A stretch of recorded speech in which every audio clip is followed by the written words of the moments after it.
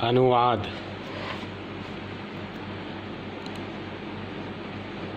वर्तमान स्नातक की कक्षाओं में प्रथम वर्ष से लेकर तृतीय वर्ष तक आधार पाठ्यक्रम के अंतर्गत हिंदी भाषा में अनुवाद पढ़ाया जाता है और यह तीनों वर्षों में है। इसके साथ ही एमए हिंदी में भी अनुवाद का पाठ कराया जाता है। तो इसके संदर्भ में शिक्षाविदों ने ये सोचा कि वर्तमान जो परिदृश्य है वो वैश्वीकरण का है। हमें एक संस्कृति से दूसरे संस्कृति के लोगों के साथ राष्ट्रीय स्तर पर और आज सोशल मीडिया के प्लेटफॉर्म पर अनुवाद की आवश्यकता पड़ती है और दो भिन्न भाषाई संस्कृति के व्यक्ति आपस में मिलते हैं तब अनुवाद की महती आवश्यकता हो जाती है। हिंदी वैसे आर्य भाषा परिवार की भाषा है, किंतु जैसे ही हम दक्षिण भारतीय भाषाओं के संपर्क में आते हैं, दक्षिण भारत की 4 भाषाएं तेलुगु, तमिल, मलयालम, कन्नड़, तब बड़ी परेशानी होती है क्योंकि वहाँ आर्य भाषा परिवार के सीमित शब्दों का उपयोग होता है। उनके उच्चारण का ढंग भी अलग होता है, जिससे जब तक हम उस भाषा में विशेष प्रकार की दक्षता न कर लें तब तक समझ नहीं आता। जबकि हिंदी भाषी व्यक्ति को जब वो पंजाबी, गुजराती, हरियाणवी, बंगाली, उड़िया, मराठी, असमिया आदि के संपर्क में आता है तो उसे बहुत सारी चीज़ें समझ आने लगती है। तो क्योंकि ये एक ही भाषा परिवार से जन्मी मानी गई हैं। खैर, मूल रूप से अनुवाद पर आता हूँ। अनुवाद का अर्थ है अनुवाद शब्द में 2 शब्द मिलकर बने हैं, अनु और वाद। अनु का अर्थ है पीछे और वाद संस्कृत के वद धातु से मिलकर बना है, जिसका अर्थ है पीछे बोलना। इस प्रकार संयुक्त अर्थ हुआ किसी के बोलने के पश्चात बोलना अनुवाद है। किंतु व्यवहारिक अर्थ इससे भिन्न है। एक भाषा में कही या लिखी गई बात को दूसरी भाषा में परिवर्तित करके बोलना अनुवाद है और अनुवाद के लिए ट्रांसलेशन शब्द का अंग्रेजी में प्रयोग किया जाता है। ट्रांस मतलब पार और लेशन यानी ले जाना या वहन करना। इस प्रकार संयुक्त रूप से अर्थ हुआ पार ले जाने की प्रक्रिया अनुवाद है। जहाँ हम देखते हैं कि अंग्रेजी का अर्थ ट्रांसलेशन अनुवाद का जो व्यवहारिक अर्थ है वह हमें प्रदान करता है। ट्रांस एक ग्रीक शब्द है जो परिवर्तन का सूचक है, जैसे ट्रांसफार्मर, ट्रांसप्लांट, ट्रांसपोर्ट आदि शब्दों को आप भली भांति जानते हैं। यहाँ किसी न किसी प्रकार से कुछ बदलने की प्रक्रिया हो रही है। जहाँ आप ट्रांस शब्द सुनते हैं तो उससे यही ध्वनित होता है और ट्रांसलेशन मतलब एक भाषा से दूसरे भाषा में अंतरण। अब अनुवाद के प्रकार। शब्दानुवाद, जिसे लिटरल ट्रांसलेशन कहते हैं, भावानुवाद फेथफुल ट्रांसलेशन, भाषिक रूपांतरण, इसे फ्री अनुवाद भी कहते हैं। इसके अलावा अनुवाद की प्रक्रियाएं। सर्वप्रथम स्रोत भाषा, जिस भाषा में कोई पाठ मूल रूप पर पहले दिया गया हो वह स्रोत भाषा या रिसोर्स लैंग्वेज कहलाती है। लक्ष्य भाषा, स्रोत भाषा में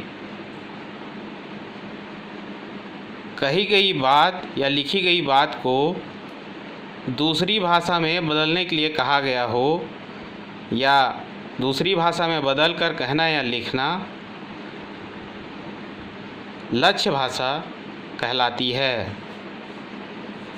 अर्थात जिस भाषा में स्रोत भाषा से बदल कर कोई बात कही जाए वह लक्ष्य भाषा है। अब अनुवाद की प्रक्रिया या संक्रियाएं।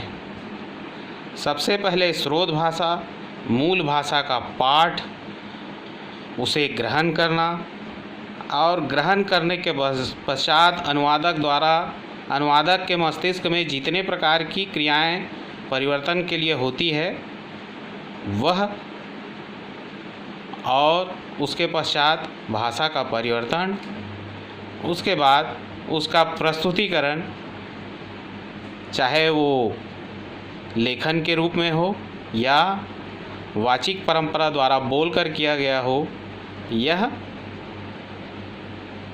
पूरा प्रोसेस या पूरी प्रक्रिया अनुवाद की प्रक्रिया कहलाती है या अनुवाद की संक्रियाएं कहलाती है। इसके अतिरिक्त पुनः अनुवाद के प्रकारों को देखते हैं। शब्दानुवाद, लिटरल ट्रांसलेशन या वर्ड टू वर्ड ट्रांसलेशन, यह अनुवाद जिस शब्दों के आधार पर होता है इसमें भावों का विशेष ध्यान नहीं रखा जाता और दूसरी भाषा में जो समीप के वर्ड हैं, समीप के शब्द हैं, उसके आधार पर परिवर्तन कर दिया जाता है।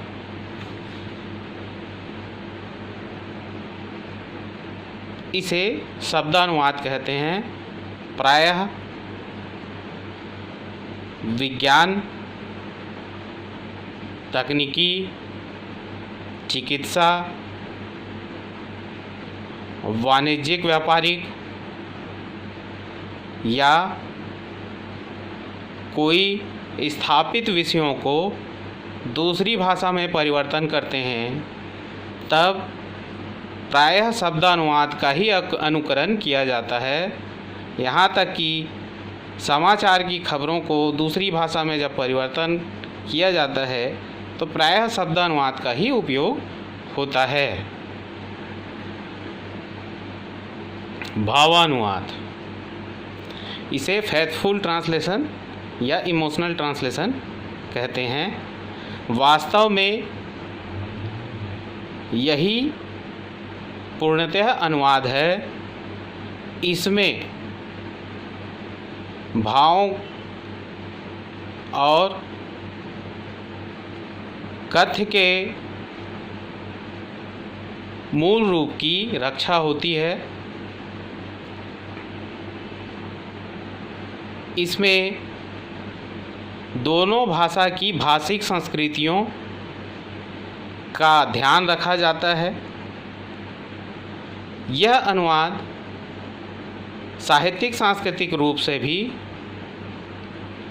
स्वीकार्य होता है। जैसे आप लोगों को समझाने के लिए मैं एक उदाहरण देता हूँ।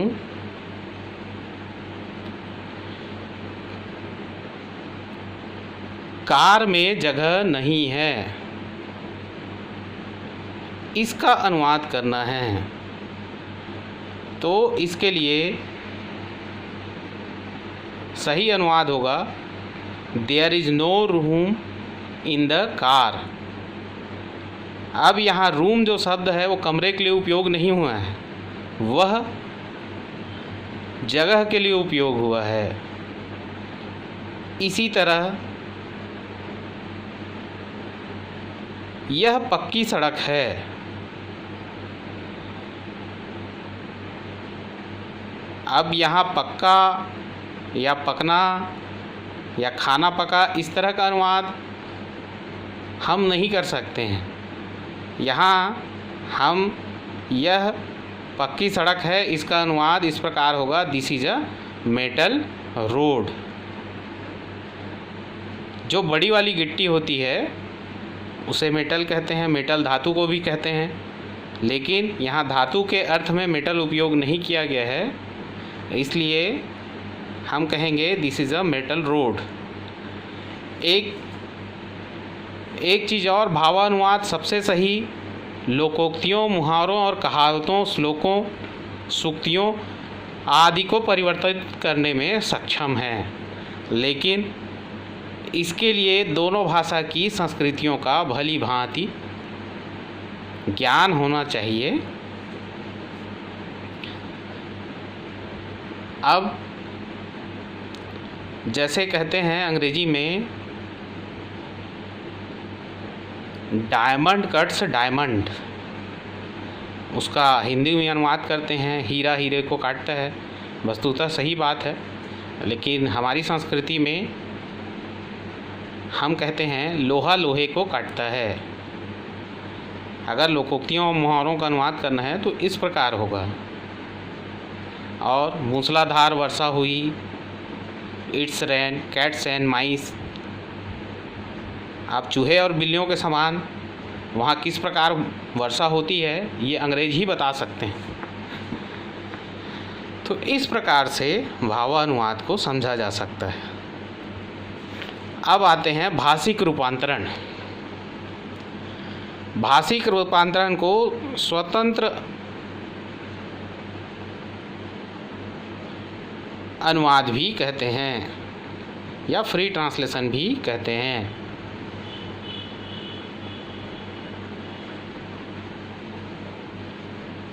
तो इसमें जो अनुवादक होता है वो मूल लेखक से भिन्न अपने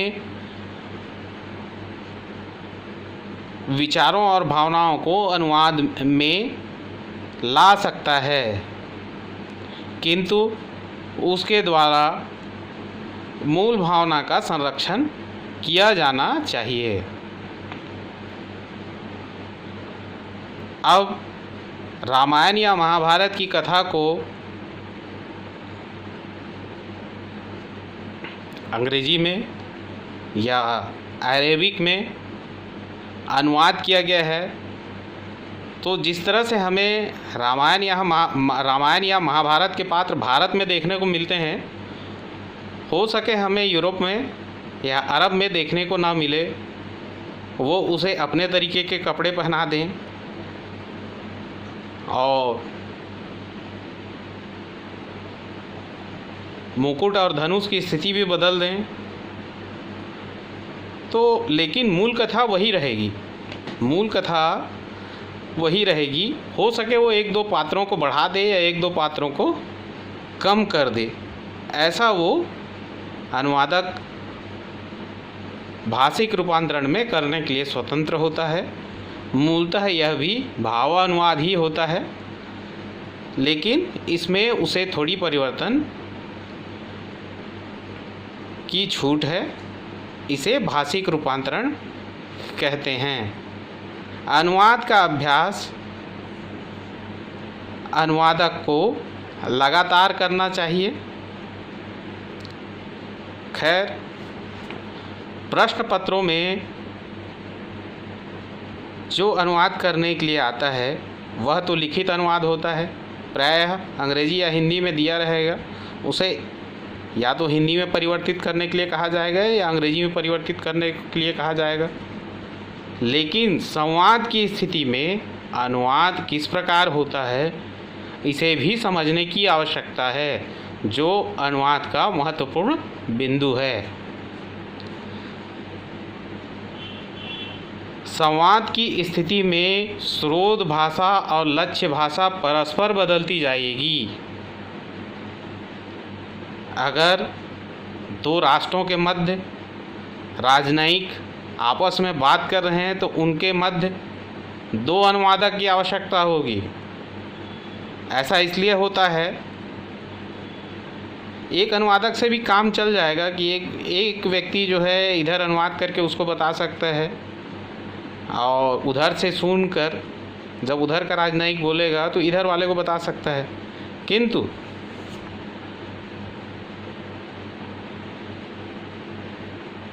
यह सुरक्षा के मामले भी अनुवाद में हावी होते हैं।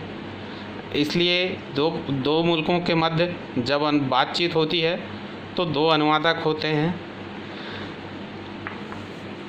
कुछ साल पहले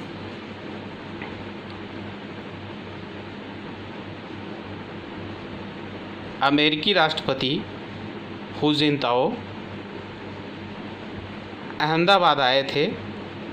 तब भारत के प्रधानमंत्री नरेंद्र मोदी उनके साथ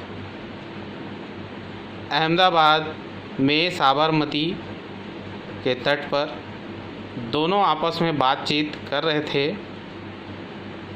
नरेंद्र मोदी जब बोल रहे थे तो उसे चीन का अनुवादक ट्रांसलेट करके हू जिनताओ को बता रहा था। फिर हू जिनताओ बोल रहे थे तो उसे भारत का अनुवादक ट्रांसलेट करके नरेंद्र मोदी जी को बता रहा था।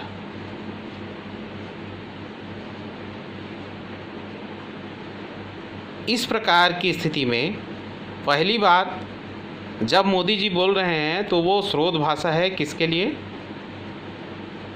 चीन के अनुवादक के लिए।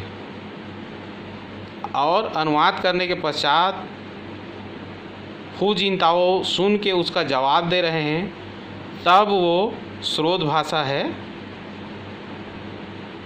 तब वो स्रोत भाषा है किसके लिए?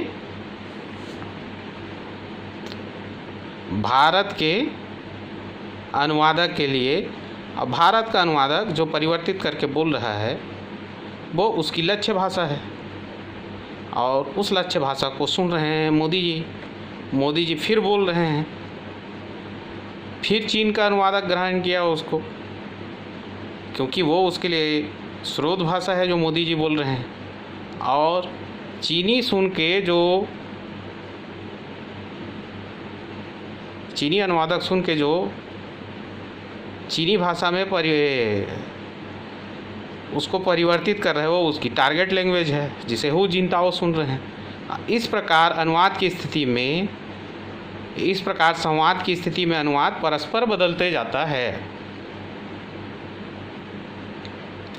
अब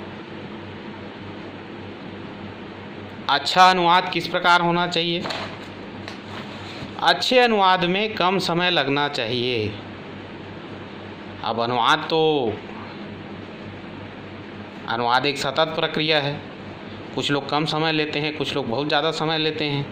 अब कुछ लोग अगर ज़्यादा समय ले लिए तो वो भी अच्छी बात नहीं है। तो अच्छे अनुवाद का गुण कम समय लेने वाला होना चाहिए।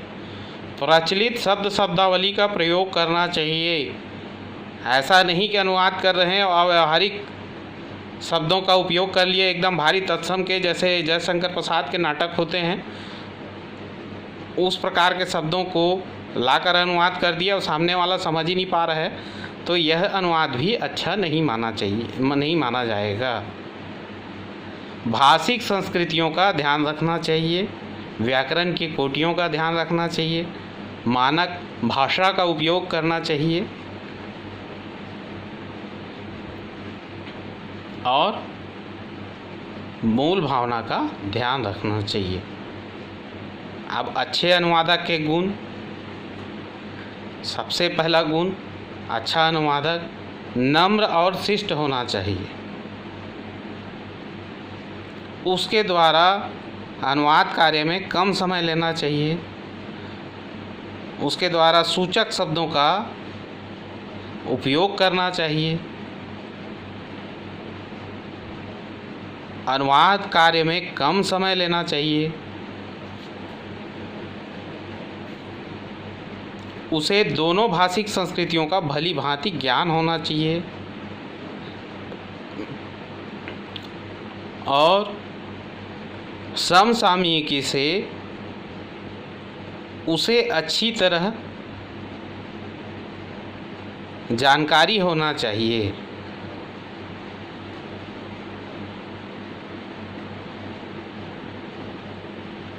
सतत अध्ययनशील होना चाहिए।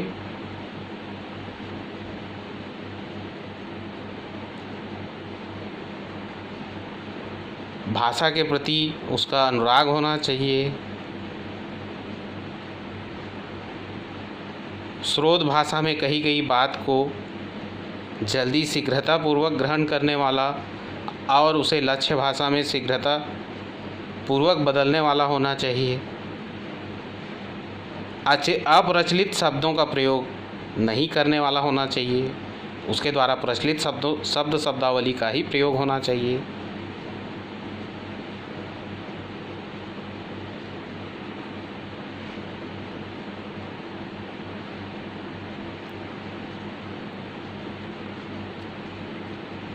और मानक भाषा का प्रयोग करने वाला होना चाहिए।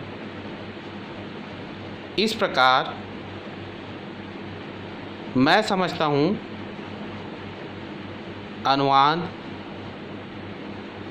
अनुवाद की प्रक्रिया, अनुवाद के प्रकार,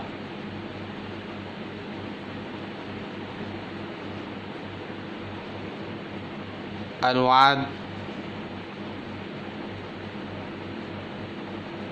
की विशेषताएं, अच्छे अनुवादक के गुण आदि चीज़ों पर मेरे द्वारा जो चर्चा की गई वो स्नातक स्तर BA, BSc, BCom और ME हिंदी के छात्रों के लिए लाभदायक होगी। मैं देवानंद बोरकर, शासकीय नवीन महाविद्यालय मोपका निपनिया, इस प्रकार अपनी बात पूर्ण करता हूँ और भविष्य में भी इस प्रकार के वीडियो मैं छात्र हित में प्रस्तुत करने जा रहा हूँ। धन्यवाद। जय हिंद, जय भारत, जय छत्तीसगढ़।